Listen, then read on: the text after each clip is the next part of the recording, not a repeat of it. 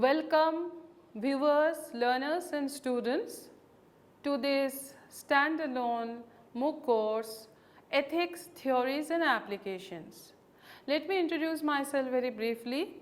I am Nandini Sinha Kapoor, a professor with the School of Interdisciplinary and Transdisciplinary Study at Indira Gandhi National Open University.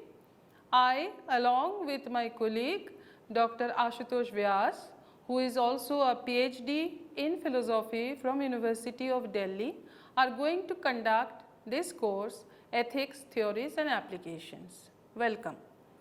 The basics are as follows. Duration of this course will be for 12 weeks or 3 months, 4 credit course.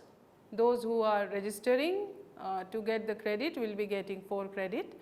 It will be followed by a term end examination. What is the aim of this course? In Swayam MOOC standalone course, Ethics, Theories and Applications, the learner would not only get familiarized with a historical overview of the major ethical theories, but will also get the opportunity to explore the manner in which these theories come to be applied to see, understand and resolve everyday ethical dilemmas. Scope and significance of ethics. As we know that ethics is one of the inseparable components of the discipline of philosophy, and ethics also are to be found in every aspect of life.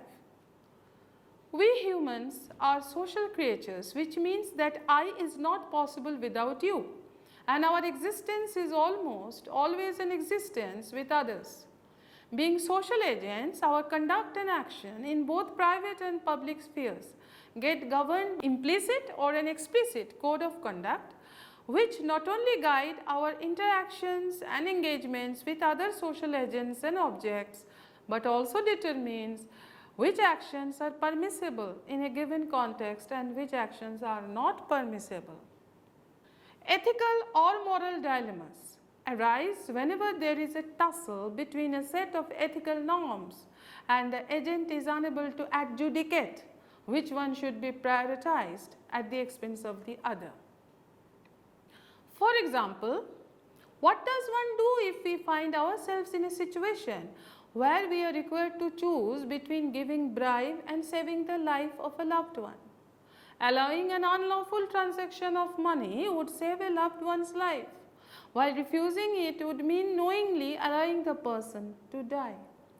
But in giving bribe, we should be violating a given social norm and would also be setting a wrong example for others who might suffer due to consequences of my actions in the long run. It is everyday situations like these that classical ethical theories may prove to be helpful to us. This is the main aim with which the course would be conducted. What would be the outcome of this course? In this course, the learner would explore, firstly, the nature and scope of ethics and develop an understanding of how far ethics can guide us along with its limitations. Secondly, a learner would become aware of the challenges facing ethics and appreciate the importance that ethics and morality serve in the life of human beings.